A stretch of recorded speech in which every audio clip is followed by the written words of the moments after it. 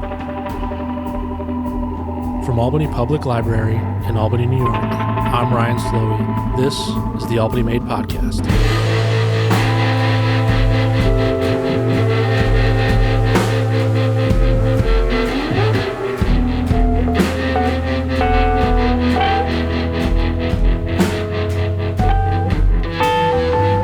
In today's episode, my colleague Deanna DiCarlo speaks with the director of Opalka Gallery at Sage College of Albany, Judy Gilmore, and Opalka's exhibitions and marketing manager, Amy Griffin, about the gallery and library partnership in the most recent exhibition they've curated at APL, Creative Curbsides.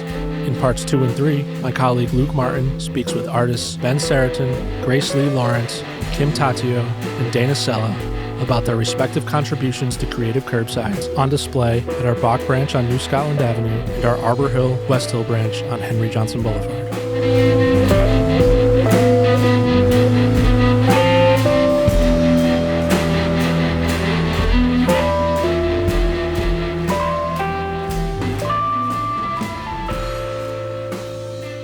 Thank you both for being with us today. Thanks for having us. Tell our listeners a little bit about yourselves and about Opalka Gallery. My name is Judy Gilmore, and I'm the director at Opalka Gallery. I've been here about 3.5 years, both kind of curating shows as well as really expanding the programming that we're doing to bring more audiences into the gallery.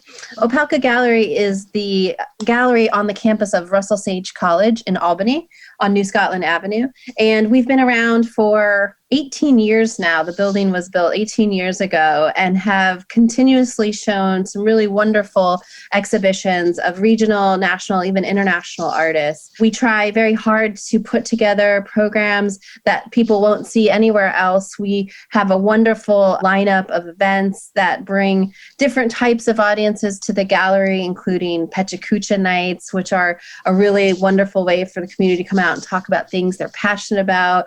We have done film series. Last year, we hosted a beer garden in September. We're hoping to do that again. We have done staged readings, all kinds of artist lectures, you name it. We're really happy about the type of people that come in and the energy that we've been able to create around our exhibitions and events. I experienced some of those events personally, and they were wonderful. Amy, what about yourself? Can you tell us a little bit about your role there? I've been here for 5.5 years. I came from working at the New York State Museum, writing for the Albany Times-Union. I just assist with everything. We are a small operation here at the gallery, so we pretty much do everything from patching and painting to writing press releases and curatorial statements. And it's been a real pleasure to partner with the library over the last couple of years and curate those shows. Speaking of the library, Judy, how did the partnership between APL and Opalka develop? Well, it started before I was even at Opalka. I was one of the first curators hired by the library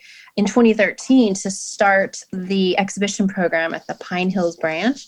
It was actually my first job in the arts sector here after I had moved up here from Philadelphia. And I knew a couple of people on the exhibition committee, and they recommended me. And it was just this wonderful program where we bring a professional exhibition into the Pine Hills branch all throughout the library. And Deanna, as the head of the branch, you know, we really do hang on any wall that you'll let us. But it was really wonderful to start that program and to really bring art to an audience who wasn't expecting it at the library, but not just, you know, any kind of art that we threw on the walls. These were very carefully, professionally curated exhibitions from regional and national artists, thematically connected to things that were happening at the library. And we just had a wonderful response. And we even did a couple of site-specific installations there. I loved that work, but I got another job. Then there was another curator, Jessica Cohn, who stepped in and did a fabulous job with that program. And then when she left, the library put out a call looking for another curator. And I got very excited because I had missed that work. And I remember saying to Amy, do you think that we could do this from Opalka? Because it gives, you know, it would be such a wonderful opportunity for us to showcase more regional artists than we can just in our our space and, really kind of, again, extend our work out into the community. And Amy was very excited about that. And she's actually taken over as the curator for the shows that we do there now. So it's a longer history, the newer iteration of which has been about a year and a half now. It's been such a wonderful partnership, and the shows have been just outstanding. And some of the themes we've had for Art at APL, Amy, have been truly inspired, like rear view and out of print. How do you go about curating the exhibitions at APL? What is your selection process like? So far, we've sort of drawn from things related to the library with memoir and memory for the rear view show. And Picture This was the illustration and artist whose work sort of looks like illustration. And so there's such a rich vein to draw from in terms of the library. So that's been a good starting point. And then it's just often, we might have just a couple of artists that we think would really fit. And then we try to expand beyond people just that we know and ask artists and other curators for their recommendations. One great way to find artists is through other group shows and finding artists who really work for what we're doing. Sounds like you have quite a lot of ties to the local art community, and so many things have changed with the pandemic. Judy, how did you come up with the idea for Creative Curbsides? Well, Creative Curbsides, which is the installations on the windows of the branches, happened because of COVID. I mean, like everything this year, our entire kind of work changed. And when the Pine Hills branch wasn't going to open to the public, it was really obvious we shouldn't hang art inside. So we, I think we started thinking, well, what could we do? It seemed like there's still a need for this type of art. We went around. I remember I was on a Sunday, I think it was in July, and we just kind of went around and drove around to all the different branches, and we just kind of looked on the outside and said, like, what are the opportunities at these sites to do something on the outside? Is it the sidewalks? Is it the, trees? Is it, we just kind of looked at the sites. And one of the things that became really clear is that several of the sites just architecturally had these beautiful windows that were front facing and, I think let in a lot of natural light, but could also serve as a canvas for some really interesting artwork. And so the idea was very simple. I think what really surprised us is when we put the call out and we actually started to receive proposals, is that the artists were so creative with the ideas of what they could do on a window surface. Amy and I dabble in the arts, but we aren't artists necessarily. And so we had all these ideas. Well, will they paint? Will they put stickers on? Like, what will they do? But the artists obviously brought such wonderful ideas. And we had so many good ideas to choose from that I think we were quite surprised because it wasn't a huge budget. And these are really large spaces to fill. And so the two that were chosen ended up just being wonderful solutions to put something fairly simple that had a big visual impact. And so we were really thrilled with how the whole thing came together, and couldn't be more happy with the results. I mean, you're living with it, Deanna. I mean, what do your staff and what do you guys think of the one in your branch? The staff at Bach and at Arbor Hill are absolutely thrilled with the results, and the use of natural light is just amazing. And at Bach in particular on New Scotland, where I work, we oftentimes don't even turn the lights on during the day in that part of the building because there is so much beautiful natural light, and the film that has been installed on the windows has just bathed the room in like these beautiful colors, and it's really just amazing. And the public response has been very positive as well. Oh, that's great to hear. And I hope it's the kind of thing where it becomes unimaginable to not have art there, that it becomes so much more joyful and wonderful that maybe it's something that is ongoing even after the pandemic. I think we have to put forth that plan out into the universe, the three of us, moving forward. Amy, what can you tell us about each of the artists for each of the installations at Bach and Arbor Hill West Hill? As Judy mentioned, we had so many great submissions, and we were just so thrilled to discover artists that were new to us, because that's one of the great things about putting out a call. You don't just have to rely on artists that you're familiar with. And so we met Gracelee Lawrence and Ben Seretan. They're really new to the area. She just took a job at Albany as a visiting professor, and they're working together under the name 8 Plums. So it was great because they've been here since, I think, August. So we were thrilled to learn about them and their work. And of course, they had this beautiful, elegant solution for the Bach Branch. And then Deanna Sella she actually teaches at Holy Names, and she's another artist that we were not familiar with before this call. And she brought in Kim Tateo, who's an artist and a musician, and she's also the executive director and farm manager for the Friends of Tivoli Lake Preserve and Farm.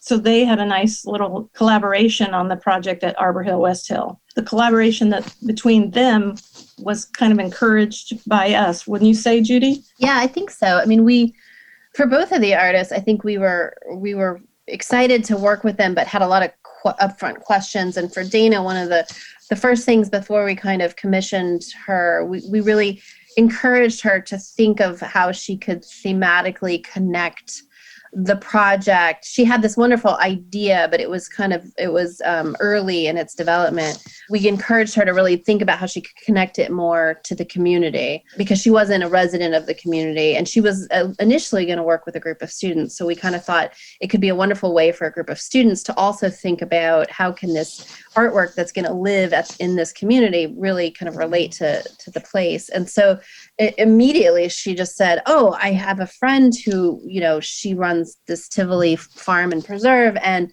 it's this incredible resource in the West Hill neighborhood that I don't think a lot of people know about. Maybe we can really do something that is imagery about that, and it can really call people's attention to this really kind of hidden gem, this nature preserve in the neighborhood. And it was just perfect.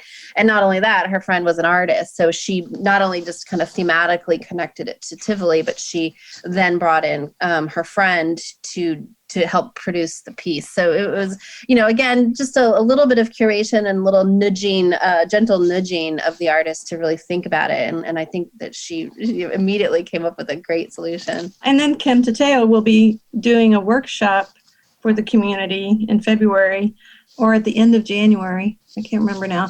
And because she's done workshops through Tivoli, art workshops. So she'll be doing an online workshop. I think it's fun to also to talk about how each of the pieces work. We've referenced it several times about how each of them were created. I think that, for the one that's at the Bach Branch on New Scotland Avenue, the two artists, Ben and Gracelee, had suggested using this material that I had never heard of. Amy, what's it called? Dichromatic film? Dichroic film, which is that weird, once you see it, you'll recognize it. It's that weird iridescent film that almost looks like the back of a CD, like an old CD. I wish my kids don't even know what they are, but for those of you older listeners, that real iridescent, so when you turn it, it changes colors from the full spectrum of the rainbow. And I just kept thinking, what does this look like on a window? Is it going to get completely washed out by natural light? Is it going to disappear? And so we actually had them come by with a sheet of this material, and we kind of tried it out on the windows of the gallery, and it's quite dynamic. It both reflects light, but it also changes color. So the outside facing the street is this beautiful kind of gold and orange color that really changes as you pass by. And on the inside, it's more of kind of the blue, purpley tones. And it's just this film that literally clings to the window. It requires no adhesive. So talk about an installation and a deinstallation dream. It's quite simple. And it was just a material that Dana had discovered in some of her other work and had always wanted to do something with. So it was a really fun find for us to see her and Ben using this material. And then for the installation at the Arbor Hill, West Hill branch, Dana had, she had proposed using a technique that she, I think, had learned about from the Eric Carle Museum of Children's Literature. And it was this very simple tissue on windows, tissue paper and kind of soap onto the windows. And she wanted to frame it out using tape. And she was referenced a tape artist that she'd followed, I think, out on the West Coast. So it was kind of almost like a stained glass effect with kind of a darker colored tape outline filled in with this kind of tissue-like kind of stained glass interior. So again, a very simple way to kind of get something on a window, very inexpensive way. And it looks great. It really captures the light both from the inside as well as the outside. And it turned out to be this really interesting way to work on windows. I was wondering if you two would be willing to talk about why public art is so important, always, but especially right now. My background is in public art. I started kind of in both a curatorial and a production kind of sense in the public art world. So it's where my brain always wants to go. And it's actually really hard for me to work inside of a white box of the gallery. I really love to look at sites and to think about them as a canvas for art. And I just love cities that have art kind of woven throughout the city, on the sidewalks, on the streets, in signage, sculptures, and it's just something that very naturally, I'm very interested in. I think that in this area, there's not a lot of public art, and the public art that you see, there's starting to be more murals. There's, of course, some of the wonderful sculpture down on the state campus, but there's definitely not kind of in the neighborhoods, and it's not so much present as it is in like bigger cities like New York or Philadelphia that have these percent for art programs that are forcing the city and developers to put art all over the place. And I really feel the lack of that in this area. And so the thought of being able to put public art in the neighborhoods, because not everyone's going downtown every day, and especially this year when no one's going anywhere, it just felt like such a wonderful thing that we could do to add a little more color, a little more joy to people's everyday lives, when they're walking their dogs or dropping their kids at school or, picking up groceries. And I think that can be a reason in of itself, is just to have that little extra bit of color and beauty in our surroundings. But I think it also really gives people a sense of the amount of kind of artistic talent that exists in this area. I mean, there was a study done about 5 years ago that said that there's outside of one other county in Florida, this area has the largest density of artists who make a living through their art in the entire United States. I mean, it's kind of shocking. And I don't think people realize that. It's just not physically apparent in our environment. And so to kind of start to bridge that divide, to show people how much talent exists here is really fun. Hopefully it'll encourage people to go out and see art, to buy art, to support artists and arts organizations. So I think it's important for that reason too.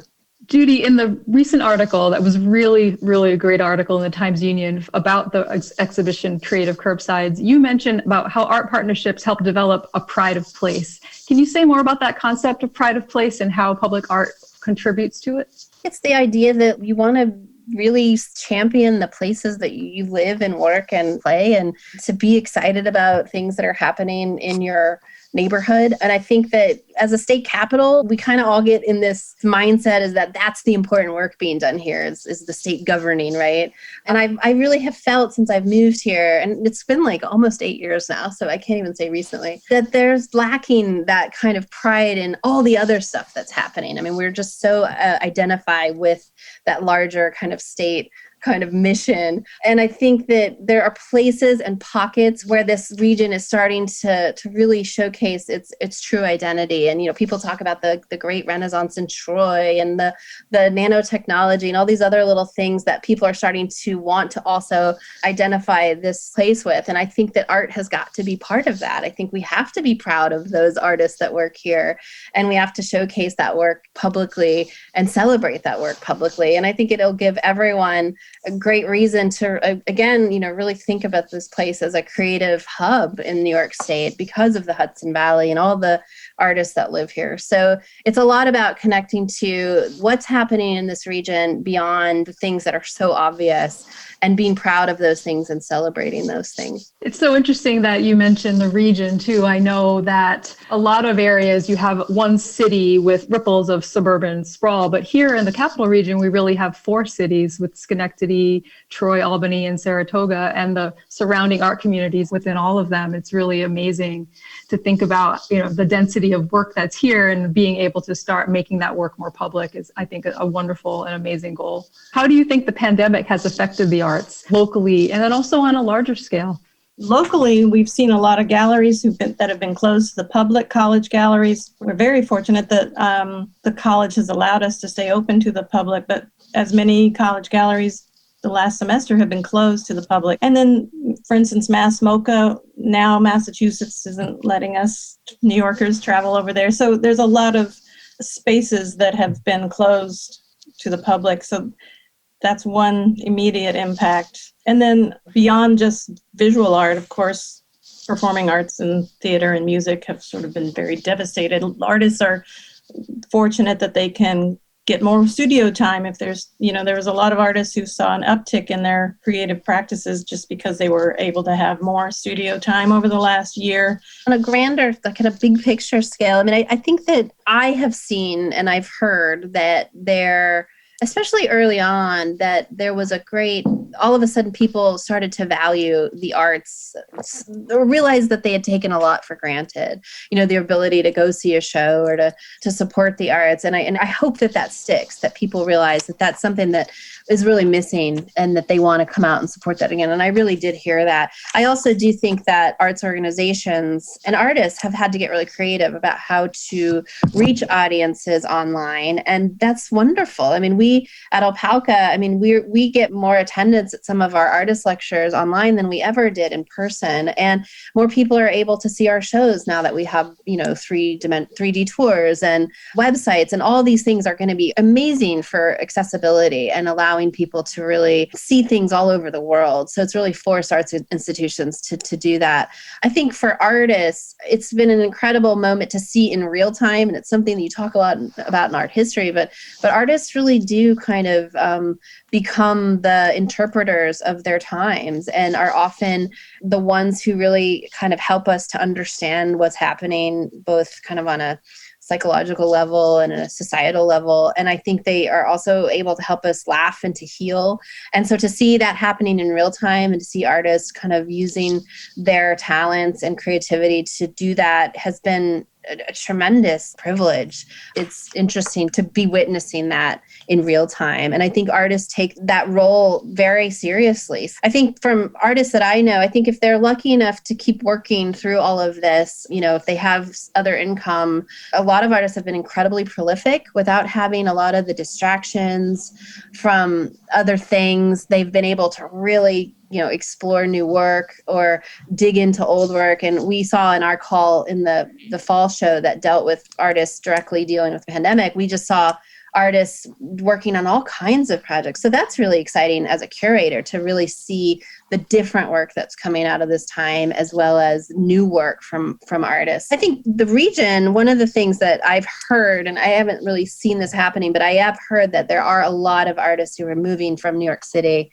up the Hudson Valley further and further. And I do think that, again, we're going to see more and more artists locally in the scene and wanting to connect with the institutions. And I think that's going to be a real impact that the pandemic has had on our kind of local scene, is all the artists that decided that, they don't want to be in the city anymore. It's too dangerous, too expensive, too whatever. So that's kind of an interesting take locally as well. I think we're also seeing the downside is the people who don't have the means to continue making art with, because they're artists often are the ones who are working in service industries. And so we are seeing a lot of artists who are losing income. And then support for the arts, whenever budgets start getting cut, often arts are at the top of the list of cuts. Yeah, for sure. I mean, there's all those downsides too. I mean, it can't be overstated how difficult it has been for a lot of artists. And I think that, again, the recognition that arts are valuable, artists are valuable, and supporting artists financially has just got to be more part of the conversation, from the policy level to the neighborhood levels, the individual level, because it's been tough for artists, especially when they're trying to make an income from their art. And so many arts organizations don't have the funding and don't have the audiences anymore. So it's really challenging times for a lot of artists. You are both still curating actively at Opalka. Can you tell our listeners a little bit about what's coming up at the gallery, ways that you're supporting artists? We're really excited. In the gallery now, as we speak, we have Terry James Conrad, who is going to be doing a solo show that opens on the 26th of January. And we're very excited to present Terry's work. He creates these crazy kind of found object sculptures that are actually printing presses, and makes these beautiful prints that end up looking like fossils or kind of found objects themselves. And so both the presses and the prints are part of his work, as well as during the pandemic, while he was in quarantine, he started exploring in making musical instruments. So he's got new sound pieces that he's made. So it's a really dynamic practice that Terry has, and it's just going to be really cool to have one artist in the gallery. It's always really really fun to see how they can kind of showcase a large section of their work. So we're really excited about Terry's show opening. And then after that, we are the host of the Photo Regional Show, which we every 3 years comes to Opalka. And this year we've decided to really focus that show, which is a exhibition of photography from local photographers on young photographers, because again, we're really interested in that perspective this year especially. And so we've really kind of narrowed down the show to be featuring work from artists, as young as 14 to kind of mid-20s, to really get a sense of how this year and recent events have impacted young people, both politically, everything that's happening with, social justice, things around the pandemic, and really kind of wanting to listen very intently to the youth voice and reaction to all of that.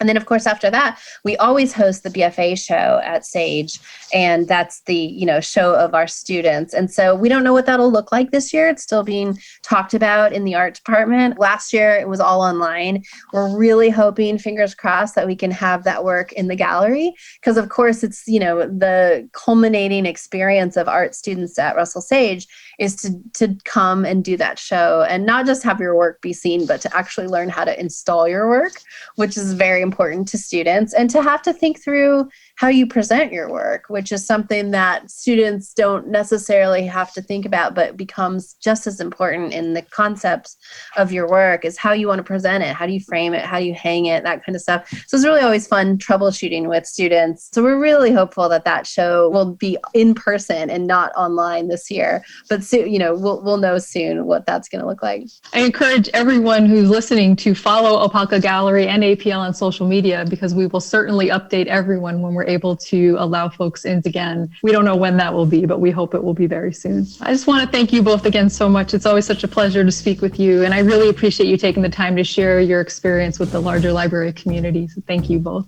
You guys are great partners, and we just love working over there. So for many years, hopefully, to come. I'm sensing something, I don't know what it is.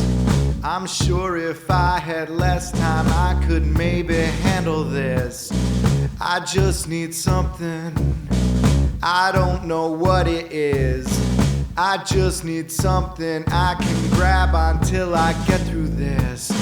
So you think I'm damaged goods, don't you? Well, that's something I can't deny. Even if I thought I might convince you, never bring myself to try.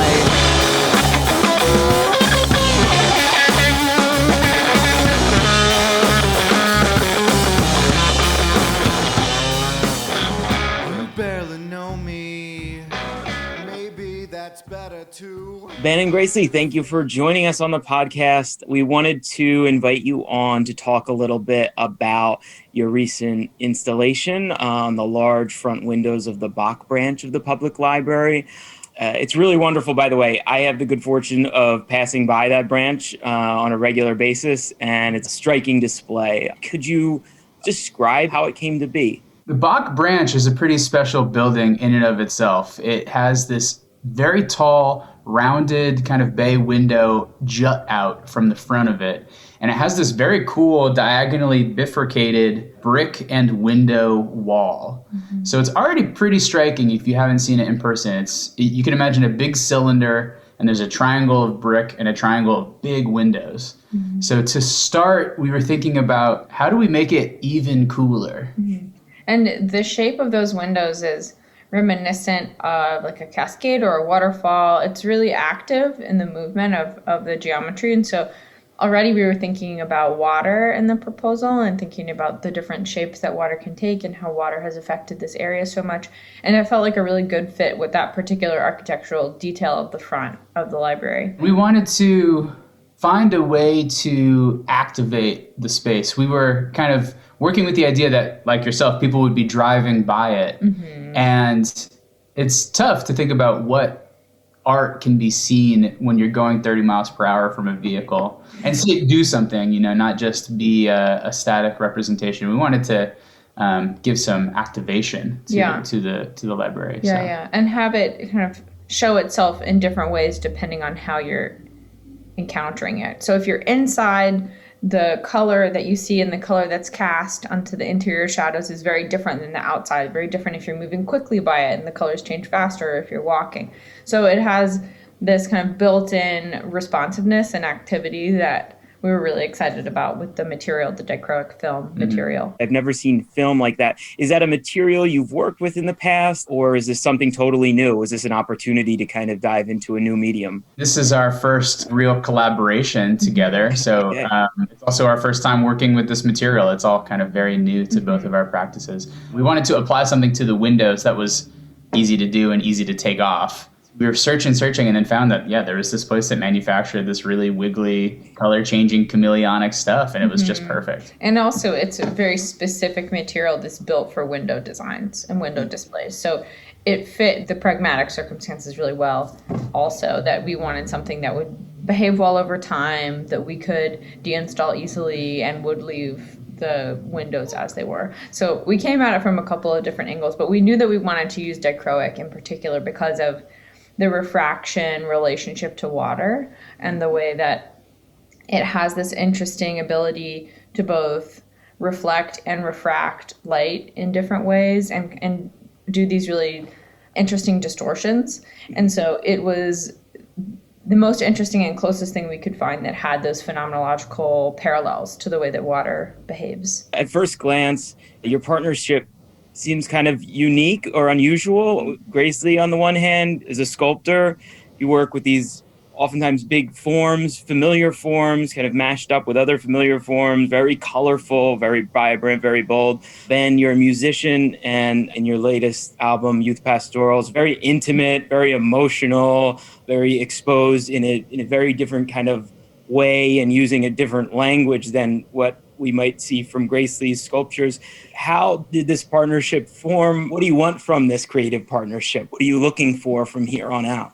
Well, we've spent a lot of time with each other's work over the past couple of years and have certainly been a part of each other's processes, even if that's been to kind of behind the scenes level. Like, I've made many different types of merch for Ben that he sells at his shows. I mean, I listen to a lot of his music. I'm not necessarily involved in the production, but I spend a lot of time with it. And then Ben has moved a lot of sculptures for me and also provides feedback. I guess we both do that for each other. We provide critique and feedback just in the process because we spend a lot of time together and really appreciate each other's work.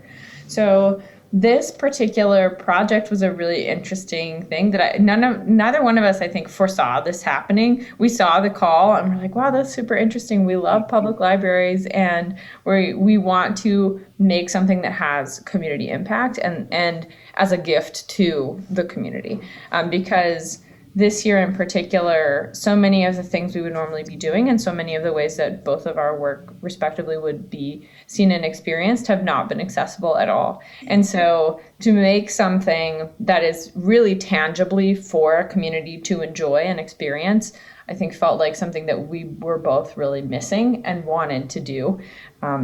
And we were able to combine our particular skills and strengths in a way with this project that we maybe would not have done if we were doing like a sculpture focused project or a music focused project, because we were both coming to it from a place where we were not experts in this way of working. It was just a great opportunity because we're new in town. We moved here in July of 2020. And as you can imagine, it's been very difficult to find community, meet new people, have a milieu in town. So this was a cool way to make some community connections and do a project in this new place we live in. It's a beautiful piece, and I think that anyone who gets an opportunity to stop by is going to appreciate it.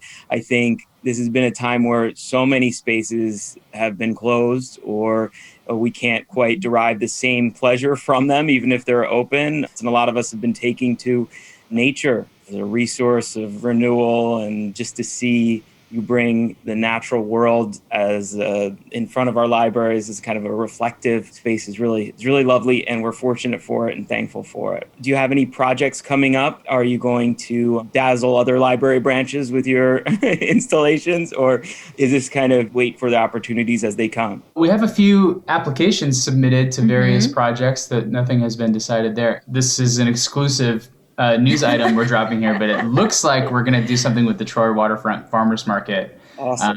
They've recently moved to kind of dilapidated and abandoned price chopper in the Lansingburg neighborhood of Troy, and they're looking for people to beautify the space a little bit. So there's all these really wonderful traditional murals, and we're working it out, but we might do a small scale installation there coming up soon. But also a window, same kind of window film. That would be the soonest you could see more of our work in the capital region. Before I let you go, we library workers like recommendations and hearing what people like, and we love sharing our own as well. I was hoping you could give the people maybe something that's given you a little bit of joy over the last few months. Ben is poised and ready for this.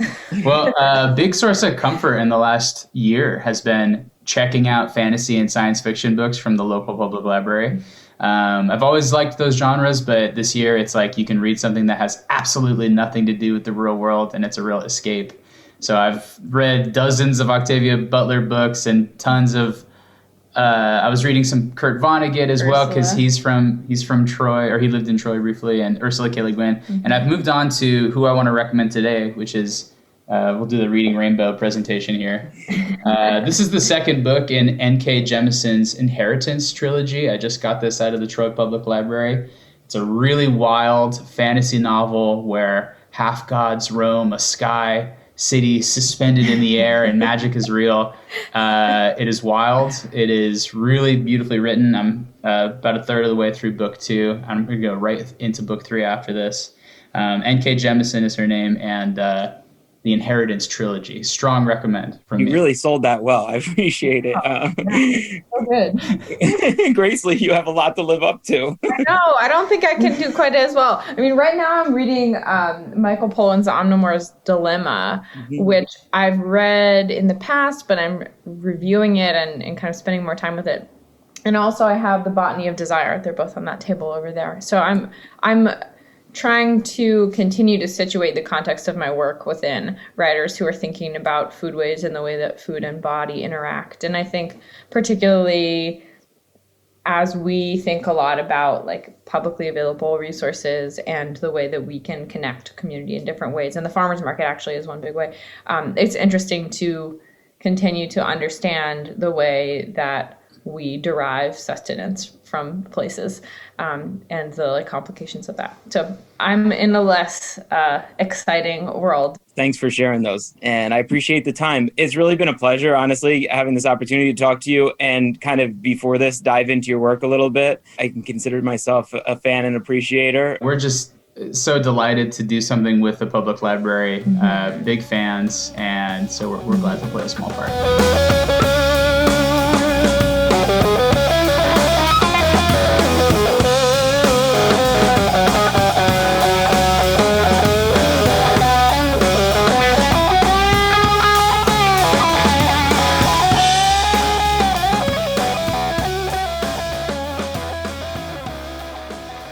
Dana and Kim, thank you for coming on the podcast to talk a little bit about your recent installation at the Arbor Hill West Hill branch of the library as part of our Creative Curbsides project. Could you describe it and describe the thought process behind it that went into your creation of it? My thought process behind it started with the space itself.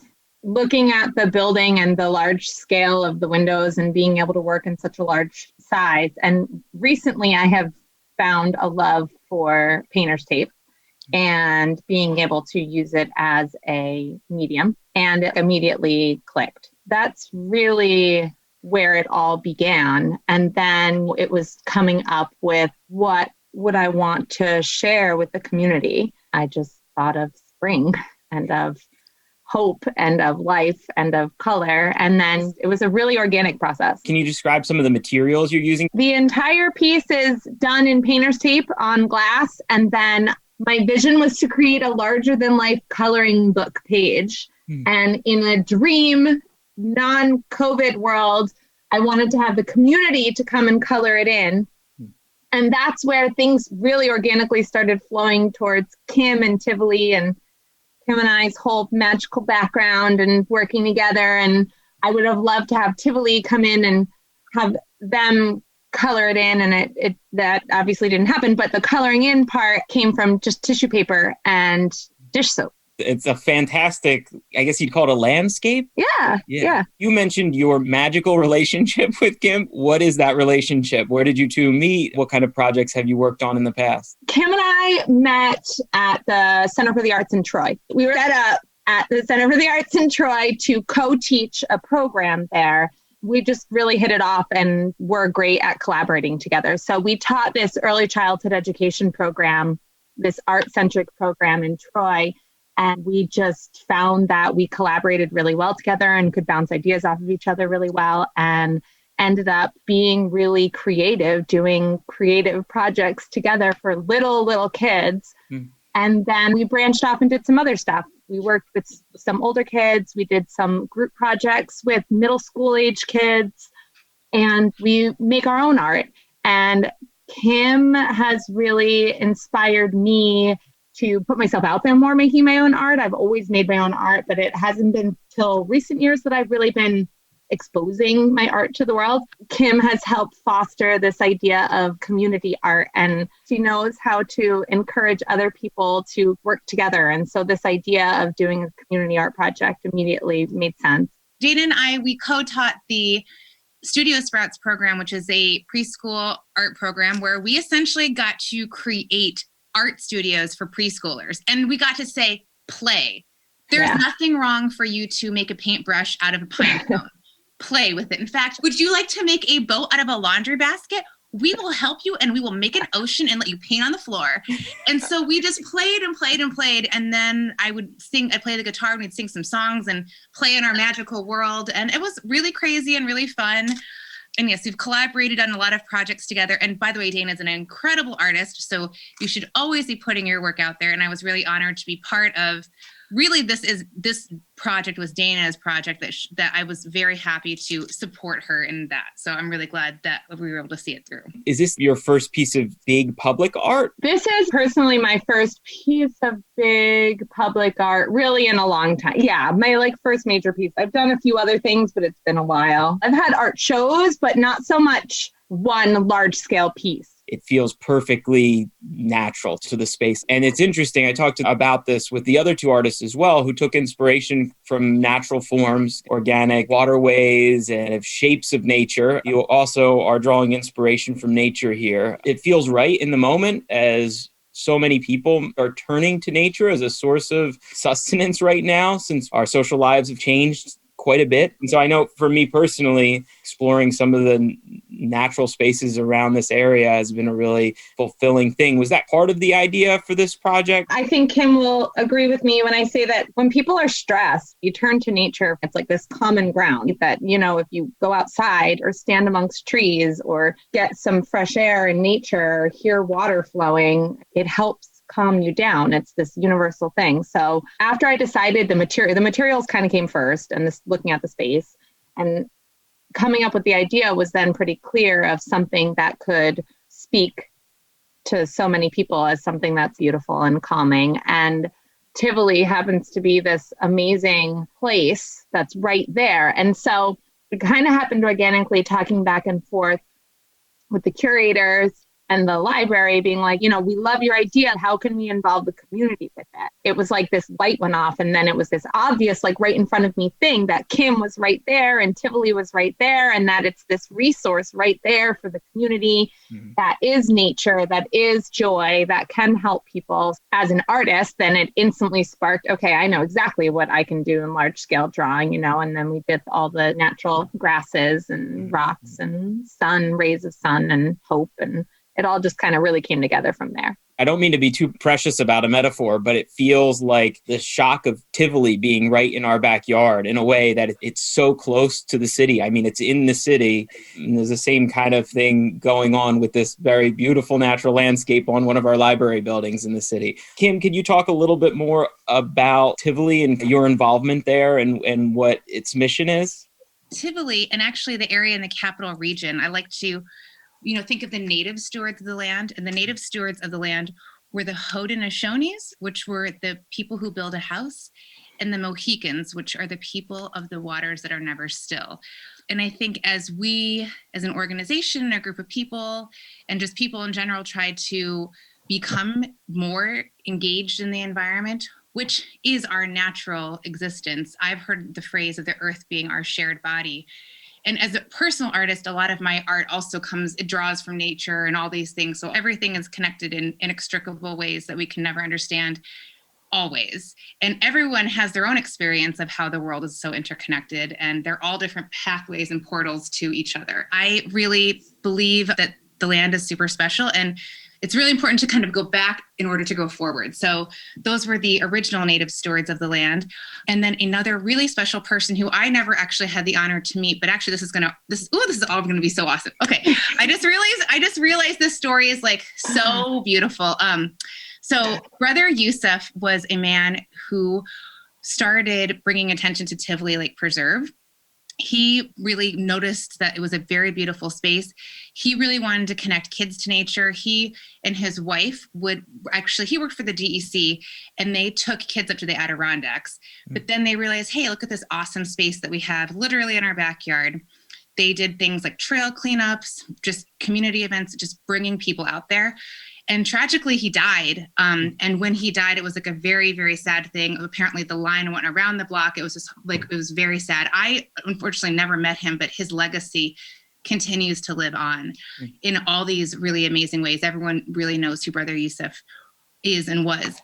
So when he passed away, the city of Albany decided to invest in the property kind of in his honor. And they had a visioning session with input from the community. And out of that visioning plan, they identified a few projects. One was to daylight Patroon Creek, which was essentially an underground pipe of water that the water department has turned into a very beautiful water feature, which is parallel to the railroad. And it's beautiful with waterfalls and rocks, and it's awesome. And it's totally there. So go see it. They also identified that the trail itself needed to be improved. So that project happened last year. So if you go there now, you will have an easier time walking around and connecting to that new water feature. And the third project was to manage the vegetation, specifically Phragmites, also known as common reed, in the preserve. So that is a plant that is tall and it's puffy, and it is considered an invasive species. One of the issues with that plant specifically is it really makes a lot of dense vegetation, making it very easy to throw litter in there, making it hard to see. So they worked with a professor, Dr. Gary Clappel, to use a flock of sheep to manage those plants. So from 2016 to 2017, there was an initial shepherd, and I was part of the project. We used a flock of sheep to manage these plants. So we would essentially set them up in what's called a paddock using electronet fence, and the sheep would just do their thing by literally eating and clearing the vegetation. That became a community project, and we still have that going on today. So what happened was we circled back with the existing group of friends of Brother Youssef to join and create one nonprofit, the Friends of Tivoli Lake Preserve and Farm. And so we became a nonprofit in 2019 dedicated to the preserve. Sounds like a lot of work has been done over the past few years. Yes, a lot of work. Are there projects upcoming? What kind of things can the community expect from the farm?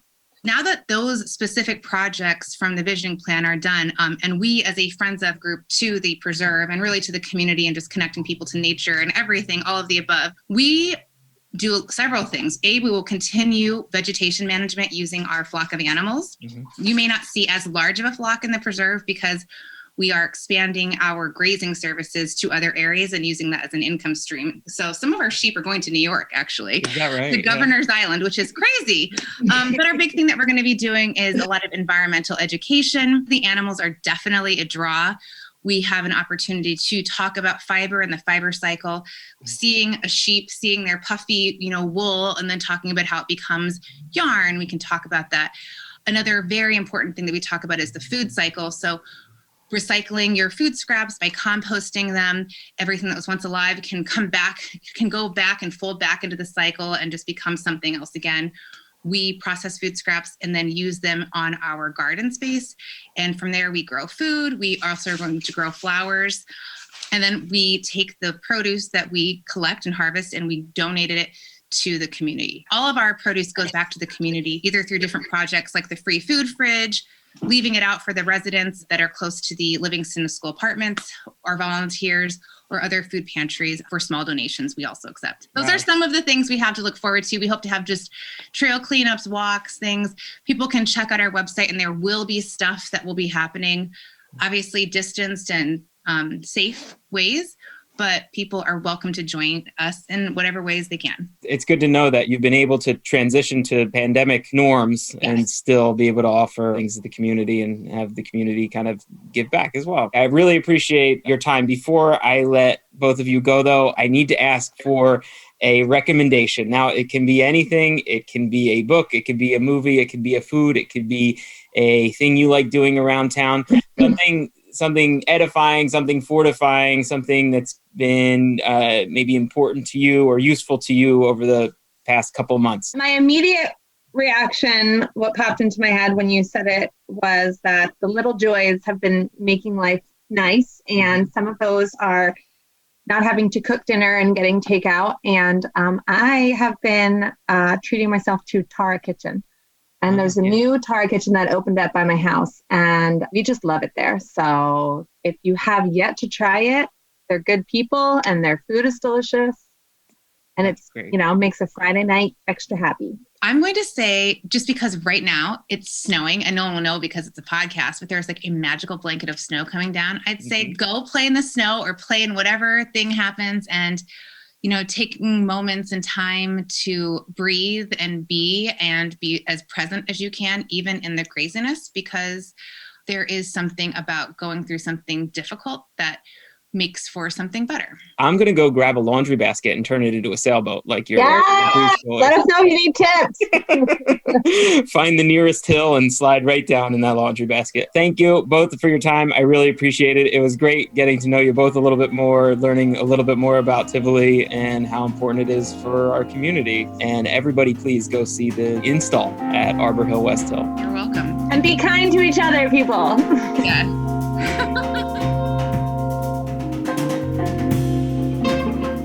The Albany Made podcast is a production of Albany Public Library in Albany, New York, produced by Ryan Slowey. Today's music provided by Charmboy. For more, visit charmboy.bandcamp.com. You can find more episodes on iTunes, SoundCloud, Apple Podcasts, and other podcast apps. You can also listen on our YouTube page at Albany NY Library or on our website, albanypubliclibrary.org. Thanks for listening.